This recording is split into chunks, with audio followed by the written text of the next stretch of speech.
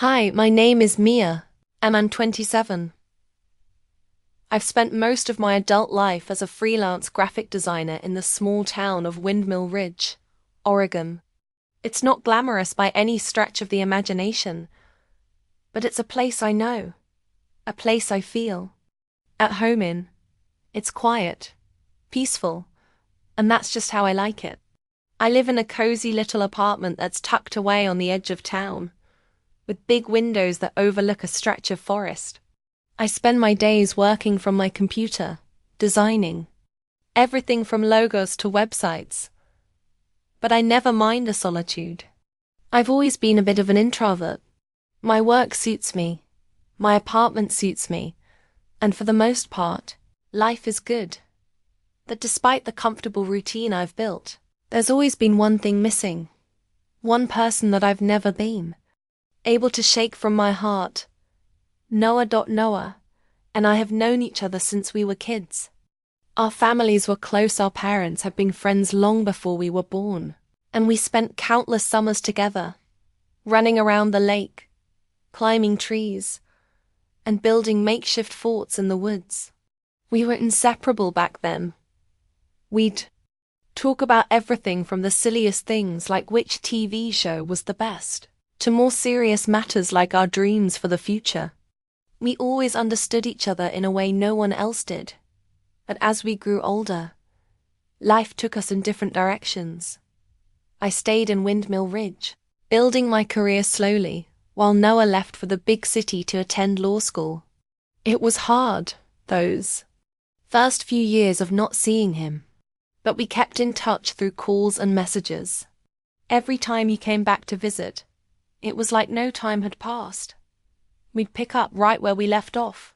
But despite the familiarity, something was always different, something we never talked about. That's something that was impossible to ignore. I could feel it in the way our conversations seemed to linger longer than necessary, in the way he'd look at me just a little too intensely, his eyes filled with a warmth that made my heart skip. I never said anything to him, and he never brought it up, but deep down, I knew I had feelings for Noah.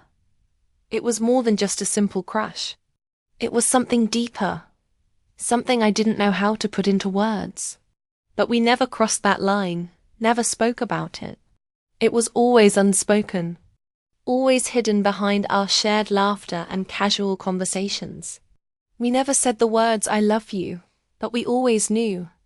And so, life went on. I built my career, made friends, and moved on with my life in the way that you do when you're trying to avoid what feels too risky to confront. Noah's life in the city flourished. He made a name for himself, became a successful young lawyer. But every time he came back to Windmill Ridge for the holidays or to visit family, I felt that old familiar pull, that magnetic connection I couldn't deny. We'd exchange pleasantries, jokes, and stories about our lives, but the truth always hung there, unspoken between us. It wasn't until the Christmas season of last year that things started to change. I received a call from Noah one evening, just a few days before Christmas. It had been a while since I'd heard from him, weeks, maybe even months. His voice was warm, comforting, and for a moment, it felt like nothing had changed. "Mia," he said, his voice low and easy. "It's Noah. I'm in town for the holidays. I was wondering if you were free tomorrow night. I'd love to catch up." I felt my heart skip a beat at the sound of his voice. It wasn't just the familiarity of it. It was the fact that he was asking me to spend time with him. Just the two of us. After all this time.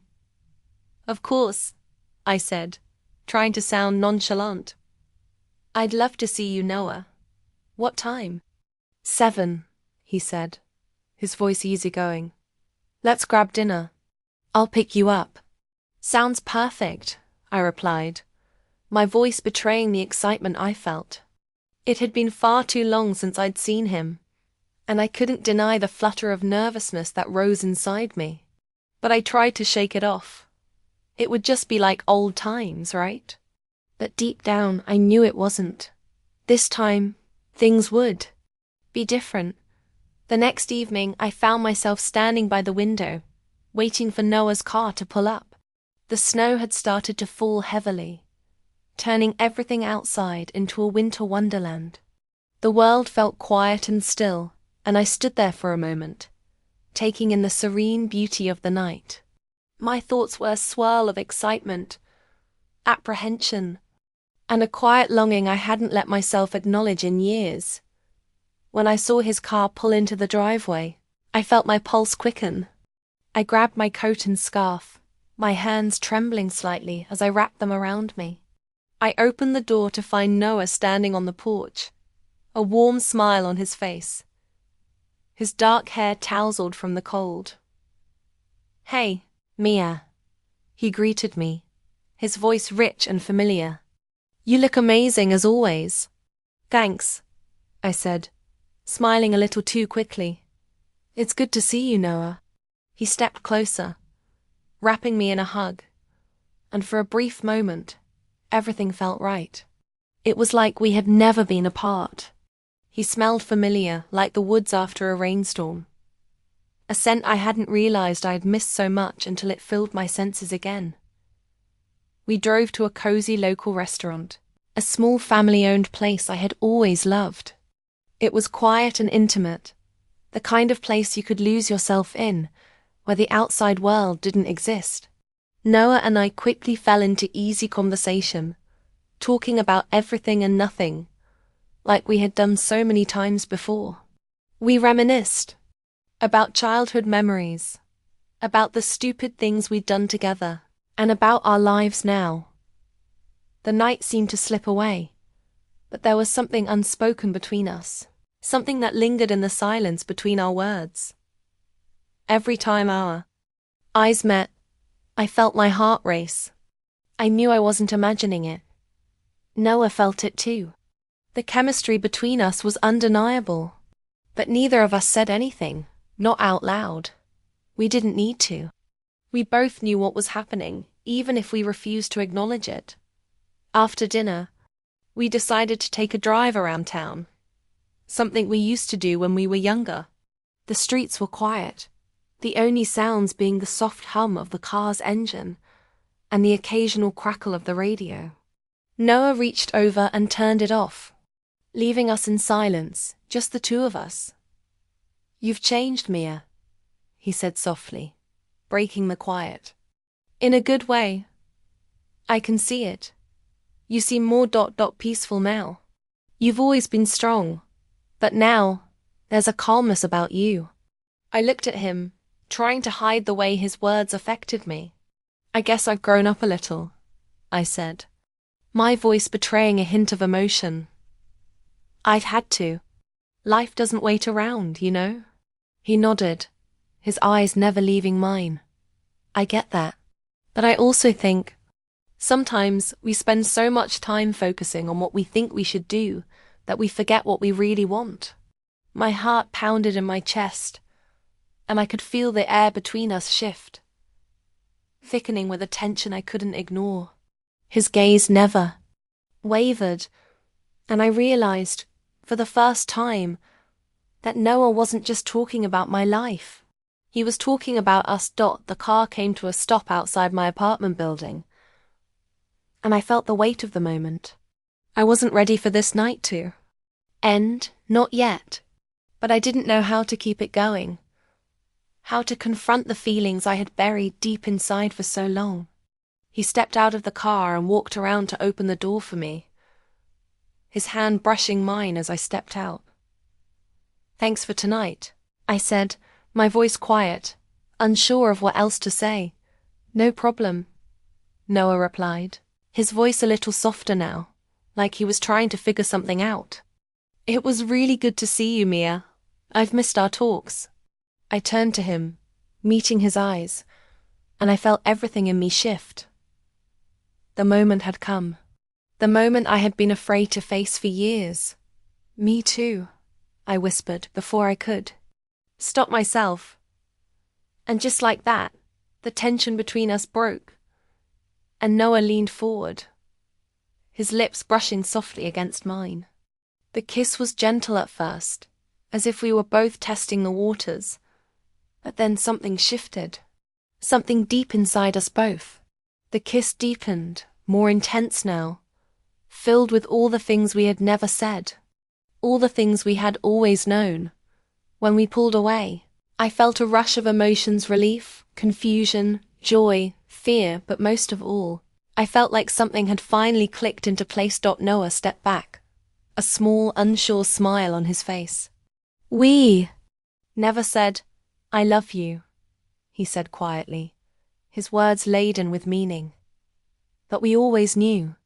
And for the first time in my life, I realized how true that was. We didn't need to say the words. We had always known. The days after that night were a blur of emotions, each one tugging at me in a different direction. I couldn't stop thinking about the kiss, about the way Noah's lips had tasted, the way his hands had felt on my skin. It wasn't just the physicality of it. It was the way it felt so natural, so right. It was an unspoken promise in that kiss, something that had been lingering between us for years, and yet we had never dared to acknowledge it until now. But what did it mean? Could we really allow ourselves to explore whatever this was? Could we risk everything for the possibility of something more? The next few days were strange as I tried to get back to my normal routine. I'd wake up in the mornings, go through the motions of my freelance work, but my mind would always wander back to that night, to Noah. I couldn't focus. My thoughts were consumed by him, by us. Noah had texted me the day after our night out. Just a simple message. "Mia, I hope you're okay. I just wanted to say thanks for a great night. It was good to be with you. N." The message was sweet, but there was a certain distance in it. A hesitance that I couldn't ignore. I didn't know how to respond. Part of me wanted to send back something light-hearted, to keep things casual, but another part of me, part that was always honest with him, wanted to spill everything, how much I cared, how much I had always cared. But I didn't. Instead, I replied with something simple. "I'm good. Thanks for a great night too, Noah. I really enjoyed it. Talk soon?" There was no immediate response, but the waiting was excruciating. I couldn't help but wonder if he was trying to figure out what to do next, just like I was. Every moment of silence felt like a knot in my stomach, but I told myself to be patient. I couldn't rush things, not now, not when things were finally starting to shift. The next day, I ran into Noah at the local coffee shop. It wasn't planned, but of course, I wasn't surprised. It felt like fate had drawn us together again. I had just placed my order when I saw him standing near the counter, his back to me. I took a deep breath, my heart racing before I walked up to him. "Hey, stranger," I said, trying to keep my voice steady. Noah turned around with a slow smile, his eyes lighting up when he saw me. "Mia, what are the odds?" His smile was warm, but there was an edge to it, a slight nervousness that mirrored my own feelings. We stood there for a moment, just looking at each other, the silence stretching between us like a tightrope.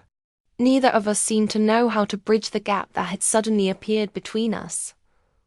"Are you free to sit for a bit?" Noah asked, his voice softer now, as if he was testing the waters. "Yeah. I was just about to take a seat," I said, smiling slightly. "I'm not in a rush." We found a table near the window, the soft hum of the coffee shop providing a background to the tension that was still hanging in the air. As we sat down, the familiar comfort between us began to return. But it wasn't the same. It wasn't just easy anymore. It was complicated, full of things we hadn't said, things we hadn't addressed. "So how have you been?" Noah asked, his voice lighter, as though he was trying to keep the conversation casual. "Busy like always," I said, glancing down at my coffee cup. "Freelance life doesn't really stop. But it's good. I like the work." "I know you do," he said, his voice full of that quiet admiration I'd always known. You're always so driven. Mia, it's one of the things I've always respected about you. I felt my cheeks warm at his words, but I didn't let it show. Thanks. I guess we all have our things that keep us going. There was another pause, a heavy silence hanging between us. I could feel the weight of the words we hadn't said. And for the first time, I wondered if this was going to be one of those conversations where everything finally came to light. But I wasn't sure if I was ready for that. I wasn't sure if Noah was either. So, Noah began, his eyes meeting mine, about what happened the other night. I felt my breath catch in my throat, my heart thudding in my chest. I hadn't realized how much I had been anticipating this moment until now. Yeah? I've been thinking about it a lot, he said, his voice quieter now. I don't want things to get weird between us.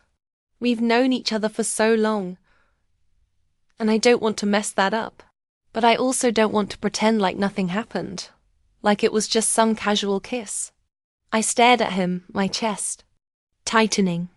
The words I had been holding back, the words I had been afraid to speak, were suddenly right there. But Noah had already said them for me. I don't want to pretend either, I said, my voice low but steady. I can't. It's not who I am. I've known for a long time that something was between us, something more than just friendship. I didn't know what it meant, and I didn't want to ruin anything by saying it out loud. But it's always been there, Noah. I've always known.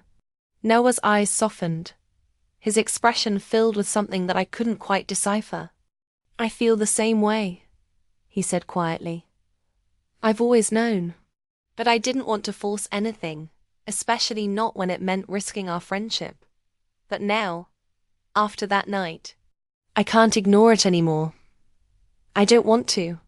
I felt a wave of relief wash over me, but it was mixed with a sense of uncertainty. What did this mean for us? What would happen now? So, what do we do? I asked softly. Do we just move forward and see where this goes? Noah leaned forward slightly, his gaze intense as he looked at me. I think we just let it happen. Let ourselves see where it goes. We've always known, Mia. We don't need to rush it. But I don't want to keep holding back anymore. I don't want to pretend that I'm not thinking about you. That I'm not. He trailed off, and in that moment, everything seemed to click into place. The confusion, the doubts, the fears, all of it faded away. All I had to do was be with him, in this moment, without worrying about the future. I don't want to hold back either, I whispered, my heart racing. I just want to see where this goes. There was no more hesitation between us, no more wondering. The unspoken bond we had shared for so long was now something we were ready to explore. The kiss we shared that night had opened the door to something we had both been afraid to confront, but now we were ready to walk through it together. Noah reached across the table, taking my hand in his. It was a small gesture, but it meant everything. The warmth of his touch sent a thrill through me, and I knew, without a doubt, that we had crossed a line. We had stepped into something new, something that we hadn't said aloud but had always known was their dot. As we sat there in the quiet coffee shop, the world outside rushing by, I realized that this was the beginning of something that could change everything for us. We didn't need to say I love you. We already knew.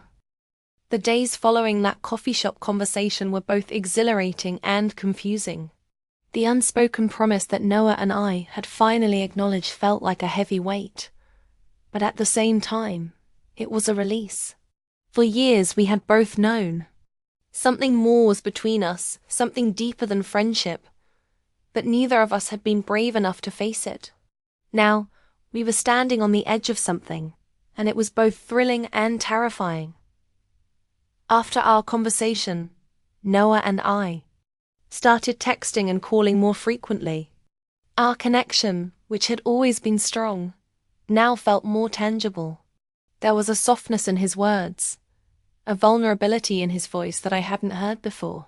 He was opening up to me in ways he hadn't in years, and it felt like we were both walking through this new chapter together, unsure but willing to take the risk.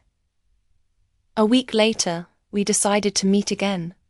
This time, we chose a quiet park outside of town, a place we had spent time in when we were younger. The cool autumn air had set in, and the trees were in full color, the leaves a vibrant mix of golds and reds. It was peaceful, and for a moment, it felt like we were in a world all our own, a world where nothing else mattered. Noah was already sitting on a bench when I arrived, his jacket pulled tight around him against the cool breeze. As soon as he saw me, his face broke into that familiar smile that always made my heart skip a beat. "Hey," he said softly, standing up as I approached. "I've missed you." I smiled back, trying to ignore the way my heart fluttered at his words. "I've missed you too," I replied, my voice quieter than usual. We stood there for a moment, unsure of what to do next. This was no longer just catching up with an old friend. This was different. Noah took a step closer, his eyes searching mine. "Mia, I've been thinking about what we talked about. I don't want to keep dancing around this. I want to figure out where we go from here." I nodded, my stomach a little tight with nerves. "I know what you mean," I said. "I think we've both been pretending that things are fine, but they're not, are they? There's something more here. I feel it too." Noah reached for my hand, the simple gesture sending a wave of warmth through me. "So what now? What do we do?" I looked down at our hands, the feel of his fingers intertwined with mine. The answer was simple, but at the same time, it felt like the hardest thing to say. We take it one step at a time. We don't rush it, but we don't hide it anymore either. Noah's eyes softened, and he pulled me into a gentle hug. I closed my eyes, letting myself relax into his embrace, feeling the weight of the past few years, the unspoken feelings, the uncertainty slowly lifting. "I don't know what this is, Mia," Noah said into my hair, his voice rough with emotion. "But I know I don't want to let it go. I don't want to let you go." His words sent a rush of warmth through me, and I pulled back slightly, looking into his eyes. "I don't want to let go either, Noah. I've been holding on to this, whatever it is, for so long. I just didn't know if I could face it." "I understand," he said, his hand gently brushing a strand of hair from my face. "It's scary, but I'm ready now. I want this with you. I want to see where this goes."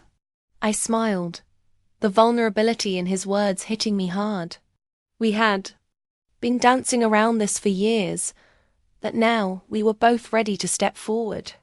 Slowly, carefully, but together.